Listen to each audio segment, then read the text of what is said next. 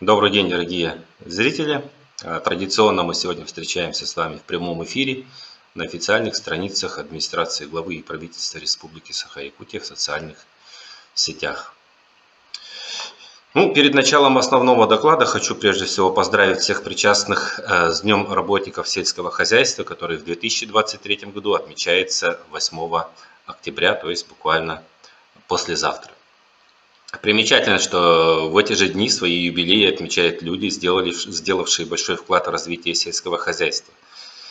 Сегодня, 6 октября, исполняется 75 лет Дмитрию Федосеевичу Наумову, заслуженному работнику народного хозяйства Республики Саха-Якутия, почетному гражданину Тампонского, Верхневилюйского, Ямгинского улусов, известному писателю, и, само собой, в свое время министру сельского хозяйства.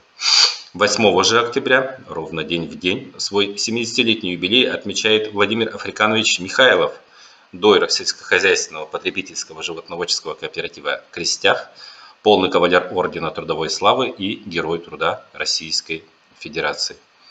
Совершенно удивительным образом эти три даты слились в одну точку, и это, наверное, тот случай, что называется, когда случайности не случайны. Сегодня в нашей повестке мы рассмотрим следующие вопросы. Первое, наверное, самое актуальное – итоги кормозаготовительной кампании. Рассмотрим также итоги сбора урожая, основные показатели животноводства, подготовку к зимовке. И четвертый вопросом заявлена информация о том, как прошла в этом году кампания по предоставлению грантовой поддержки.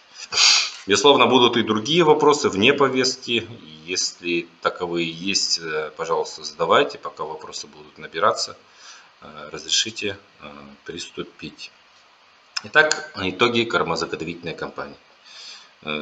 Безусловно, в этом году кормозаготовительная кампания прошла хорошо. Это не может не радовать. Давно не было таких позитивных итогов. Доведенный план по заготовке сена для обеспечения имеющегося скота и лошадей за этот год составляет 459 307 тонн, что на 15% больше факта прошлого года. Конечно, в районах пришлось достаточно предпринять много усилий, чтобы эти амбициозные планы выполнить, но тем не менее планы эти были выполнены, на этом я позже остановлюсь. План заготовки силоса составил 23 тысячи тонн и сенажа 12,9 тысяч тонн. На текущую дату в хозяйствах всех категорий скошено 368 тысяч гектар, заготовлено 462 тысячи тонн сена, это уже больше 100%. Заложено силоса 28 тысяч тонн, что составляет уже, наверное, больше 115%. Сенажа заготовлено 13,8 тысяч тонн, это уже за 101%. Безусловно, есть улусы с проблемами. Были проблемы с заготовкой сена в ряде улусов, где у нас была неблагоприятная ситуация с паводками. Все вы знаете, какая ситуация в этом году была в том же Аймиконском улусе. Но большую ставку в этом году сделали на работу мобильных бригад. Надо сказать, мобильные бригады сделали большой вклад, и их силами заготовлено 32 тысячи тонн сена. Все вы знаете, что 2 года назад аграриям была поставлена задача отходить от практики завоза сена из других регионов. В первую очередь, потому что при такой практике существует риск завоза всяческих неблагоприятных болезней, как скота, так свиней, так и других видов животных. И вообще мероприятия по завозу сена из других регионов — это достаточно дорого. Затраты в свое время доходили до 2,5 миллиардов рублей. В этот раз мы показали то, что нужно опираться на внутренние резервы. Внутренними резервами мы пользоваться, оказывается, все-таки умеем. И нужно это делать в последующем. По итогам сбора урожая.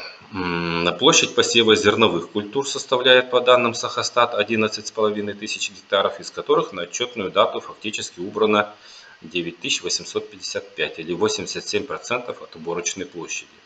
Валовый сбор зерна за отчетную дату составил 10 тысяч, 10, практически 11 тысяч тонн или 102% от плана. По картофелю запланировано собрать 65 тысяч тонн картофеля. На текущую дату валовый сбор составил 63 тысячи тонн или 97% от плана. Ну, конечно, по картофелю этот год выдался достаточно сложным, но тем не менее плановые показатели практически достигнуты. По овощам запланировано собрать 30 и 30,5 тысяч тонн.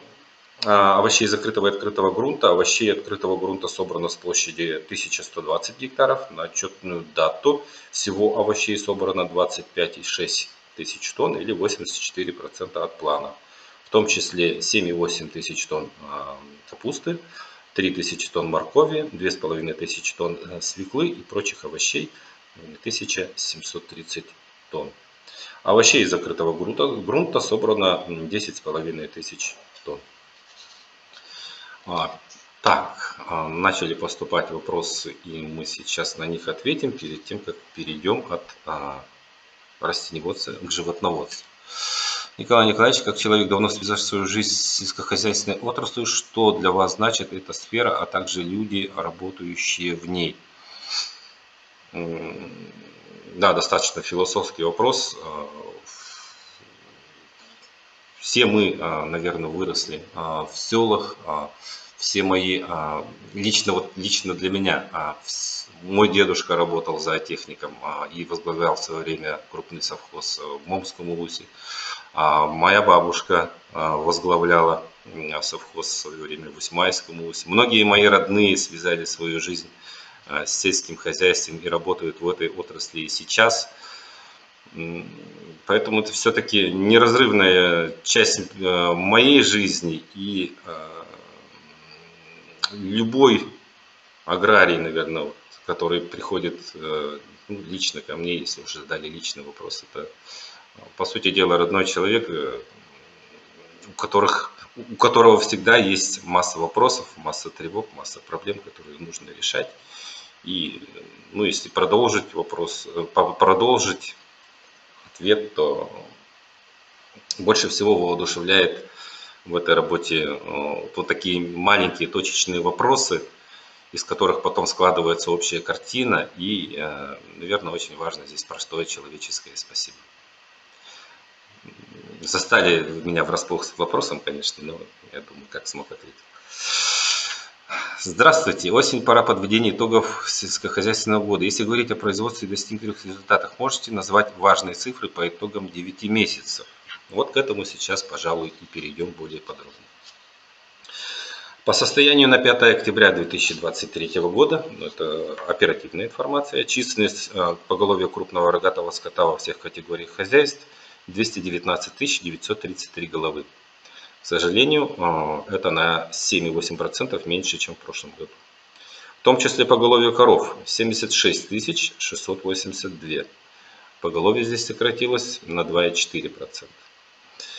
Отел коров во всех категориях хозяйств составляет 58 451.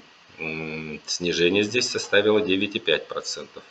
Всего отелилось 76,2% от общего поголовья коров. В прошлом году такой же показатель составлял 82,2%. К нашим замечательным лошадям. Численность поголовья лошадей во всех категориях хозяйств на сегодня 240 821 голова. Здесь наметилось увеличение на 0,2%. В том числе поголовье кобыл составляет 123 381 голова. Здесь рост составляет уже 2,6%. Всего получено жеребят от кобыл во всех категориях хозяйств 64 992. Тут, к сожалению, показатели воспроизводства несколько сократились, около 5%. Тем не менее, ожеребилось 52,7% от общего поголовья кобыл. В принципе, это показатель такой достаточно средний и входит, скажем так, в норму. Понятно, что неправильно будет говорить, что вот то сокращение поголовья – это результат работы прямо за этот год. Здесь наложились прежде всего именно вот эти тяжелые зимовки прошлого и позапрошлого года.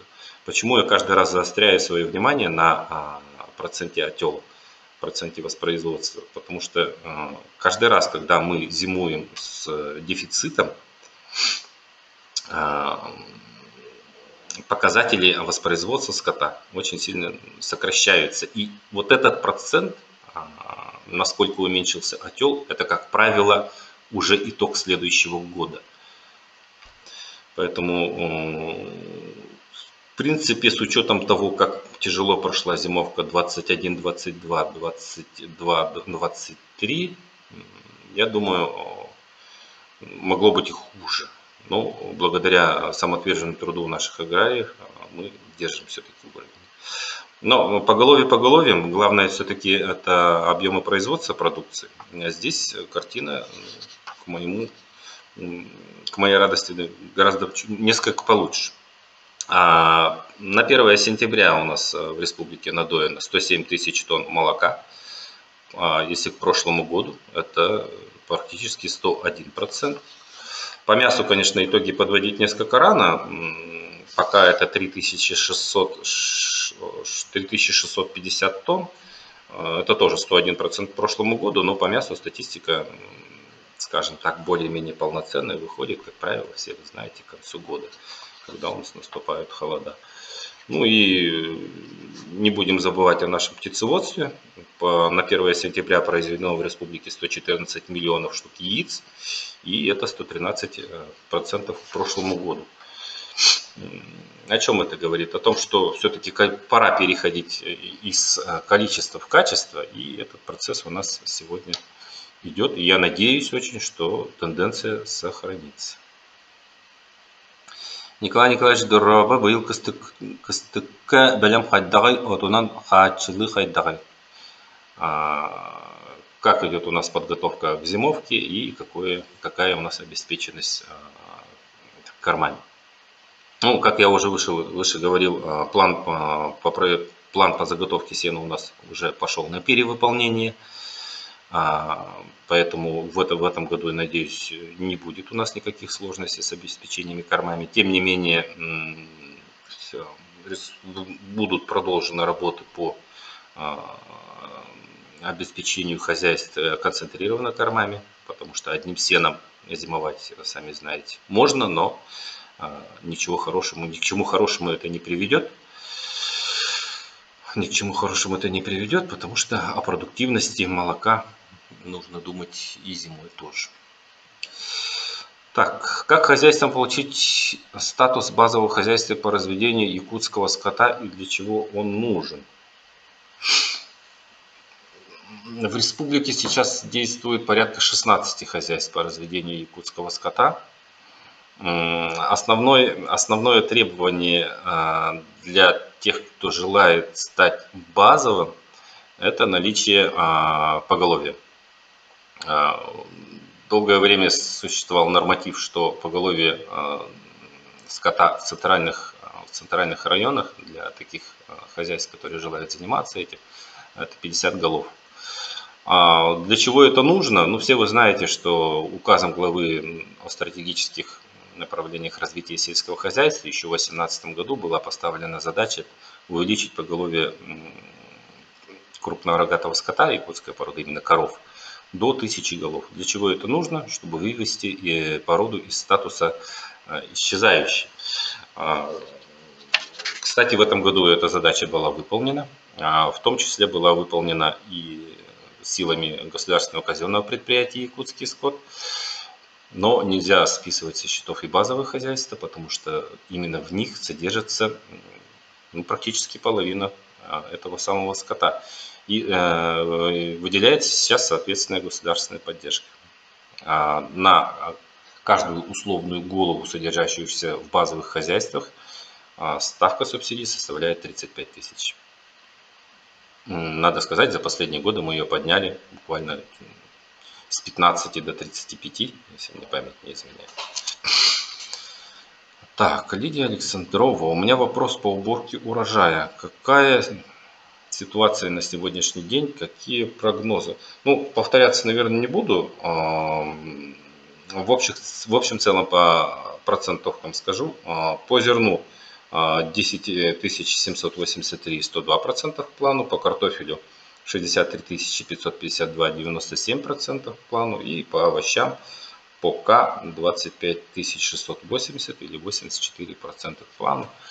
Считаю, что показатели в принципе неплохие. Тыдюнун сүрін доходтыра үйттен керер. Onun үйт қатшыта тыын вопрос болар. Төхі үйт зохот опкаланына. Ну, на самом деле, по заготовке молока, наверное, вообще по заготовке сельскохозяйственной продукции нужно будет посвятить отдельную программу, потому что здесь есть масса своих вопросов, как по заготовке молока, как по системе заготовки. И обязательно передам коллегам, что есть такой запрос.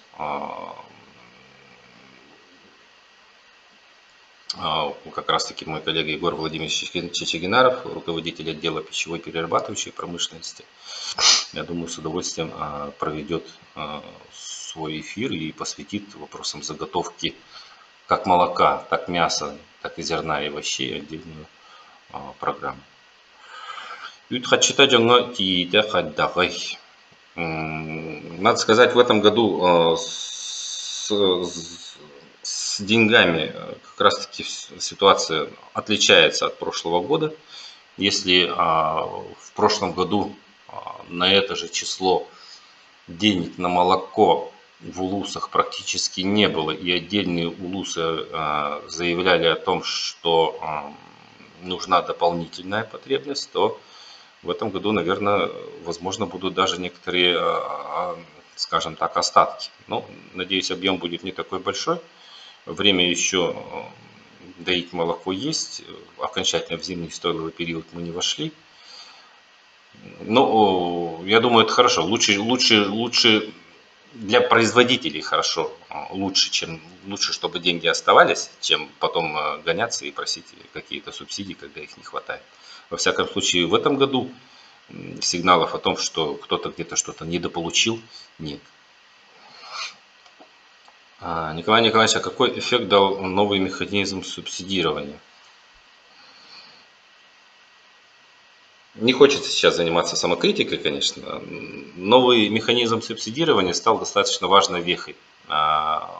Достаточно давно был запрос на то, чтобы механизмы переданных полномочий были пересмотрены и переработаны.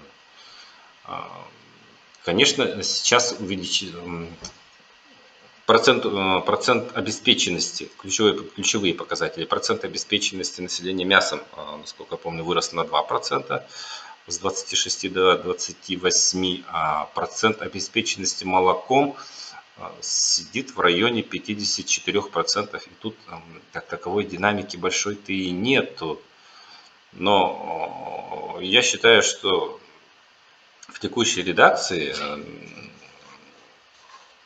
новый механизм субсидирования выполнил задачу по сдерживанию. Самое важное, что несмотря на вот эти все сложности, пандемии, засухи, лесные пожары, в некоторых районах сложная паводковая ситуация, мы не скатились вниз. Есть даже небольшой прирост. Конечно, объем прироста производства сельскохозяйственной продукции, объем прироста увеличения поголовья крупного рогатого скота, это я говорю не в рамках года, а отходя, например, за пределы итогов пятилетки, потому что так справедливее, безусловно, смотреть. Он небольшой прирост есть, но сегодня объем затрачиваемых ресурсов и объем, скажем так, отдачи от этого, к сожалению, немножко несопоставим. Поэтому сейчас обновленный состав министерства перед новым министром, который был назначен недавно с новой должностью Артемом Александровичем Александровым, будут поставлены, очевидно, задачи по тому, чтобы проанализировать, как в первые годы проработал новый механизм субсидирования и что-то поменять. Разумеется, здесь нельзя действовать методом шоковой терапии. В 2024 году основные направления господдержки будут продолжены. Вот меня все время спрашивают, будет ли в следующем году 37 тысяч. Вот при всех за и против в следующем году этот механизм будет работать. Никто его отменять не собирается. Для многих граждан, я лично знаю много примеров, это 10 тысяч получателей. Эти деньги являются большим подспорьем и помогают в повседневной жизни. Добрый вечер. Скажите, будет ли в этом году увеличена господдержка на содержание ЛПХ коров? Анна Никифорова спрашивает. Ну, 37 тысяч пока остаются 37 тысячами. Единственное, что можно сейчас говорить про этот вид господдержки, в данный момент правительством Республики Саха-Якутия рассматривается проект концепции развития Арктики. И все вы знаете, что объем затрат на содержание, объем затрат вообще на любое производство в арктических улусах, он несколько выше, чем в центральных, это бесспорно. И поэтому в свое время в арктической зоне ставка на содержание скота была разделена. То есть для организованных хозяйств это было 45 тысяч, для личных подсобных хозяйств осталось на уровне 37, что в свое время очень много вопросов породило и путаницы, надо сказать. Поэтому будем думать. Возможно, для Арктики 37 и 45 сольется в одну единую ставку, возможно, до 45. Сейчас, конечно, я, скажем так, не буду забегать вперед, еще впереди нас ждет масса обсуждений. Так, хотелось бы услышать о субвенции и субсидии по молоку на 2024 год, планах по заготовке молока. Ну, как я уже сказал, по молоку пока ставка субвенций на уровне 60 рублей планируется сохранить. Еще раз подчеркну, по итогам этого года, ежегодно в конце года Минсельхоз проводит определенный анализ и делает определенные выводы. Если будет необходимо делать где-то индексацию, есть по некоторым направлениям конкретные, скажем так, уже идеи. Сейчас, наверное, тоже озвучивать не буду, забегать вперед, чтобы не соврать. Ближе к концу года я более точно и более уверенно отвечу на этот вопрос, если позволите. Информация была, что агростартап могут претендовать городские жители. Когда будет защита грантовиков и где могу ознакомиться с условиями? Светлана Черкашина. Ну, на самом деле, это чистая правда. В прошлом году главой республики дано поручение, чтобы гранты стали доступны и для города. Все вы знаете, что федеральными требованиями запрещено давать грантовую поддержку жителям столиц регионов. В настоящее время эти правила находятся на согласовании. Правила прошли согласование Министерства экономики. Сейчас мы обсуждаем их в Минфине. Я думаю, на следующей неделе этот вопрос решим. И до конца года, скажем так, все необходимые процедуры проведем.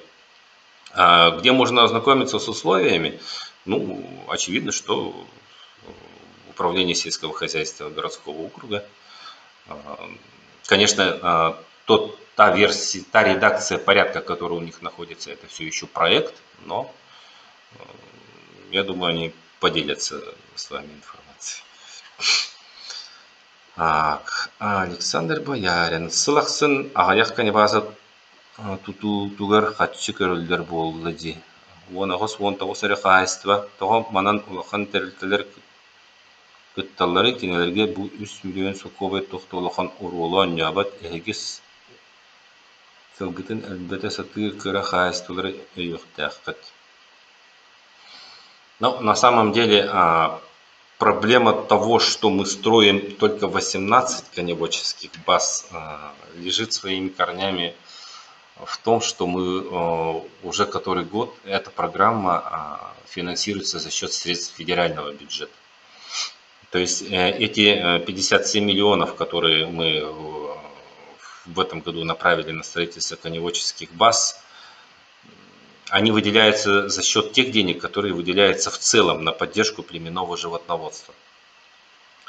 Поэтому за счет федеральных средств в дальнейшем наращивать эти суммы в ущерб тому же скотоводству, в ущерб оленеводству и в ущерб другим племенным направлениям не очень хотелось бы. В целом есть планы переформатировать этот вид государственной поддержки, чтобы у коневодов была возможность получать субсидии не только на строительство конебаз, но и, возможно, на приобретение техники, в том числе техники высокой проходимости, ну и сенокосного оборудования. Пока это тоже в проекте, но такие задумки есть, и я думаю, они будут реализованы. В том же случае, если мы добьемся того, что со следующего года к федеральным средствам добавятся и средства республиканского бюджета, тогда сможем, конечно, увеличить и количество получателей, а возможно и пересмотрим ставку в большую сторону. Сылгы итерге поддержка оны беги курдук караха студент кайдах ыллабыты.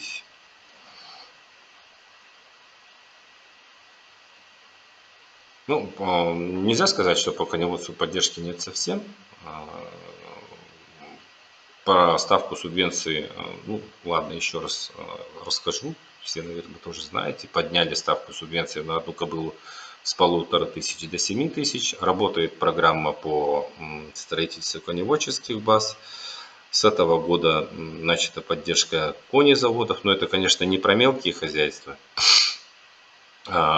Небольшие хозяйства очень продуктивно участвуют в программах поддержки племенной продажи. Напомню, что при приобретении племенного молодняка лошадей можно получить 60% возмещения части затрат, ну, как возмещение, так и финобеспечение, 60% от стоимости приобретенных лошадей. Ну и традиционно ежегодно начинающие коневоды очень активно участвуют в программах поддержки, в программах грантовой поддержки того же агростартапа. То есть немножко от вопросов тогда отойдем. Как раз таки следующим вопросом у нас информация о том, как в этом году как в этом году распределены гранты. Если говорить об агростартапе, в 2023 году этот грант получили 20 претендентов на общую сумму 92 миллиона 281 тысяча рублей. Максимальная сумма гранта в этом году была увеличена до 8 миллионов рублей. И, кстати, один из получателей эту максимальную сумму сумел доказать и утвердить. Понятно, что здесь очень большая конкуренция, конкурсантов было более 100, но прошли только 20. Ну, что сказать об агростартапах? В этом году порядок очень сильно изменился. К учету стали принимать такие моменты, как возраст претендента, количество детей, образование, наличие, отсутствие у него зарегистрированного, подчеркиваю, зарегистрированной сельхозтехники, производственных помещений. Ну и, скажем так, примета времени, так или иначе, наличие близких родственников, привлеченных к участию в специальной военной операции. Получили определенные преференции и претенденты из арктических улусов. И только за то, что заявка подана претендентом, представляющим арктический улус, дополнительные баллы, 10 баллов, играют, в принципе, очень большую роль в тех условиях конкуренции, когда каждый балл имеет значение. По грантам на развитие семейной фермы в этом году 10 человек получили гранты. Здесь также, конечно, очень большое количество было заявителей. Общая сумма грантов составила 126 миллионов рублей и максимальная Сумма гранта в этом году составила 15 миллионов. Ну и если уж углубляться в вопросы вообще нацпроектов, то очень большое внимание в этом году было уделено и поддержке потребительской кооперации. В этом году 10 потребительским кооперативам выделено 59 миллионов рублей на строительство коровников, соилков и овощехранилищ. Здесь примечательно, что если раньше эта субсидия в свое время выдавалась только на строительство коровников, то теперь сюда стали включаться и летние фермы, и овощехранилища. Так, здравствуйте. Какие новые направления сельского хозяйства получили свое развитие? И можно сказать, что это становится популярным? Ну, сразу на ум напрашивается пчеловодство. Кто вчера смотрел НВК Саха, как раз таки в рамках программы Талбан мы посвятили эфир развитию пчеловодства как одной из перспективных направлений. На самом деле пчеловодство, несмотря на то, что оно до 2018 года практически работало стихийно, оно нашло свое место в стратегическом указе главы 232, которым было поручено увеличить производство меда с 3 до 20 тонн к 2024 году. Так вот, несмотря на то, что целенаправленной государственной поддержки практически не было, этот показатель был перевыполнен уже по итогам 2022. Количество пчеловодов сейчас официально составляет около 30, но на самом деле я знаю, что их гораздо больше 100. И направление перспективное, пчеловодов много, якутский мед пользуется огромной популярностью. Я сегодня буквально встречался с несколькими пчеловодами. Всю продукцию, которую они получили в этом году, практически продали за неделю. И как в рамках вот той самой передачи прозвучало, дозвонились к нам в студию и сказали, что якутский мед настоящий. Мы готовы покупать по любой цене, потому что это настоящий якутский мед. Сами понимаете, экологически чистый, в Якутии нету. Якутия у нас сегодня свободна от применения пестицидов, химикатов и так далее. Наши якутские цветы за короткое лето стараются максимально отдать все свои жизненные соки, поэтому мед у нас просто абсолютно особенный. И более того, самое смешное, якутский мед начали подделывать. А это, как говорится, уже высшая оценка. Уже не подделывают Алтай, подделывать начали Якутию. А это настоящее признание. Так, әйел хатаннар канибазалар тутуларыгар бюджет хачта улаты дуа. Иккис сылбытын кыттабыт хачи типет тен тексебепет. Да, на самом деле это очень серьезная проблема, что из-за целого ряда факторов не удается достаточное внимание указать укреплению материально-технической базы. Сегодня в проекте бюджета на 2024 год заложен вектор на решение этой проблемы. Планируется существенно увеличить объемы государственной поддержки, направляемые именно на развитие инфраструктуры, в том числе строительство животноводческих комплексов, коневодческих баз, с общим вектором на устранение технологического отставания, внедрение современных технологий. Потому что не так давно мы проводили анализ, и оказалось, что средний возраст скотопомещений, которые сейчас работают в Якутии, скотопомещений и летних ферм, 1985 год. И вот этот разрыв в 40 лет, дай бог, сейчас на дворе 2023, предстоит устранять.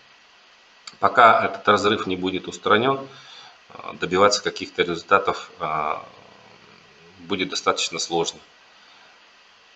И настало время обратить внимание на эту задачу. Глава республики тоже не раз обращал внимание на этот вопрос и в своих обращениях, и в своих перечнях поручений. Кенеке сыларга нах сылгы ахсана эльбирдуа.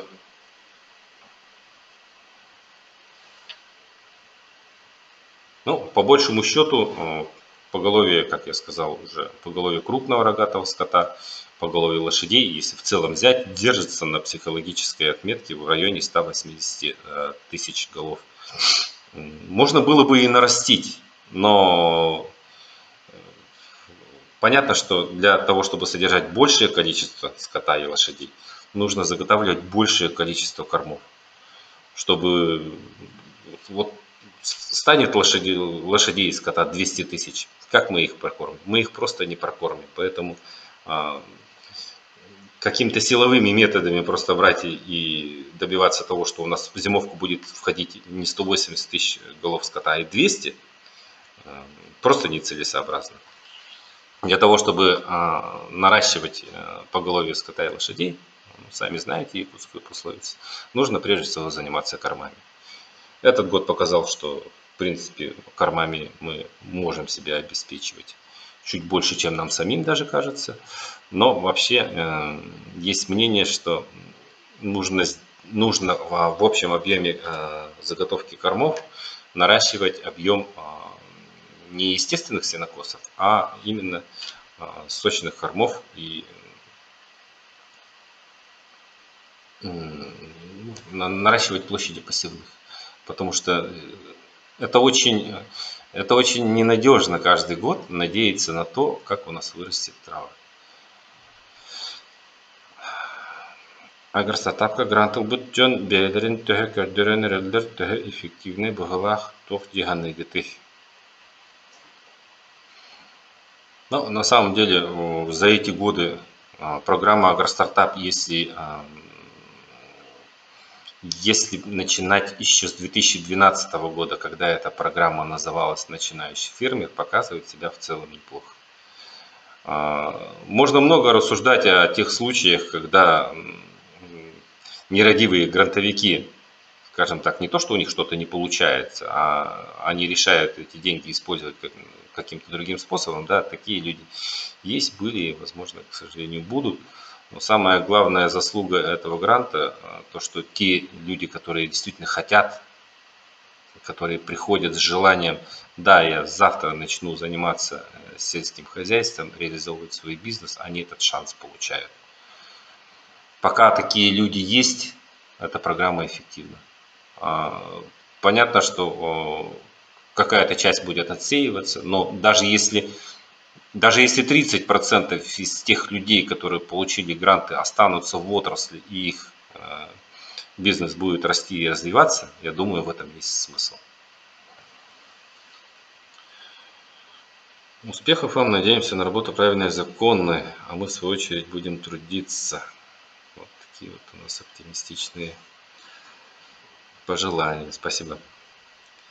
Интересует пчеловодство. Куда обратиться и какую помощь я могу рассчитывать со стороны государства?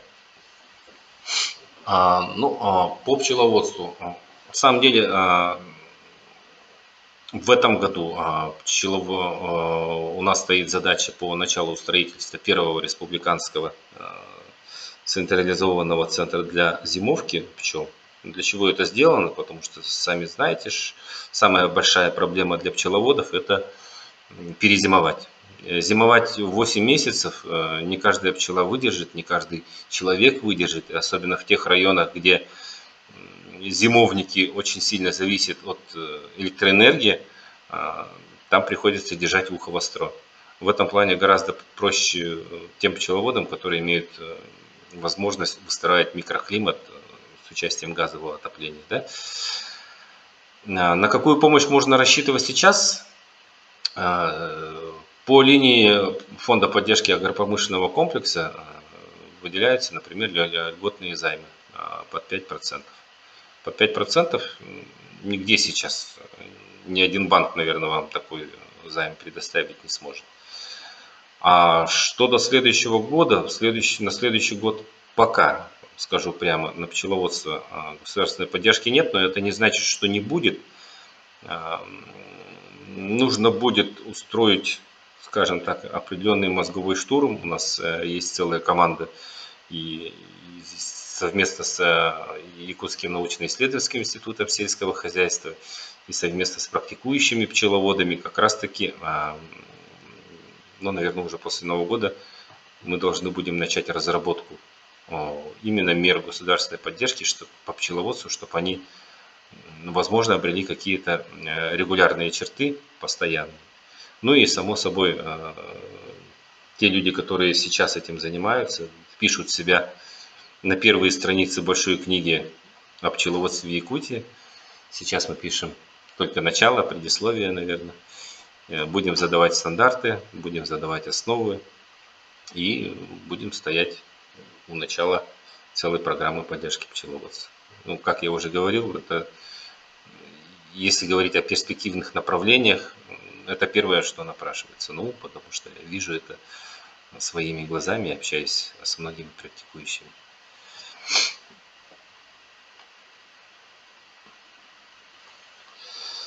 Так, вопросы тем временем у нас исчерпались. Ну, что хочется еще сказать?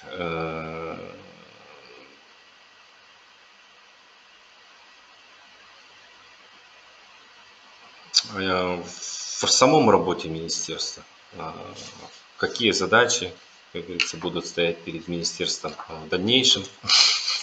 Еще раз повторюсь, сейчас у нас новый министр Артем Александрович Александров. До этого он был заместителем министра сельского хозяйства и курировал блок пищевой перерабатывающей промышленности. Перед тем, как занять должность заместителя министра, Артем Александрович был руководителем департамента животноводства. И поэтому Артем Александрович всесторонне знает многие аспекты как животноводства, так переработки. В любом случае, так или иначе, мы работаем всегда в связке с растениеводами. И поэтому, я думаю, Артему Александровичу не понадобится много времени для того, чтобы определить направление дальнейшего развития. Они логичны. Все вы знаете, что Министерство сельского хозяйства было, скажем так, несколько переименовано. Министерство сельского хозяйства и продовольственной политики. Когда-то, несколько лет назад, оно так и называлось. Что это значит? Это значит то, что настало время переходить от количественных показателей к качественным. Возможно, прошло то время, когда мы будем бороться за головы. Потому что увеличение поголовья крупного рогатого скота — это, конечно, очень хорошо. Увеличение поголовья лошадей, оленей — это очень хорошо, но поголовье — это не самоцель. Поголовье именно целью является именно увеличение объема сельскохозяйственной продукции. И если это будет достигаться за счет не экстенсивного роста, а за счет повышения продуктивности, то есть снижения затрат, то это только хорошо.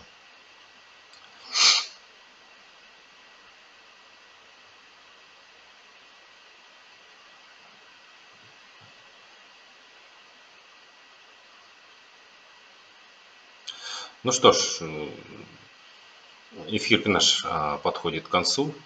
Я свою повестку полностью исчерпал. Все, что планировал до вас сегодня довести, довел. На все вопросы мы сегодня ответили. Некоторые вопросы были для меня несколько неожиданными, конечно. Но, тем не менее, никого не пропустили. Благодарю вас за то, что присоединились сегодня к нашему прямому эфиру. И судя по тому, что все наши телезрители задавали вопросы по сельскому хозяйству, все так или иначе причастны к Дню сельского хозяйства, который у нас наступит ровно послезавтра, 8 октября. Всех с праздником и до свидания.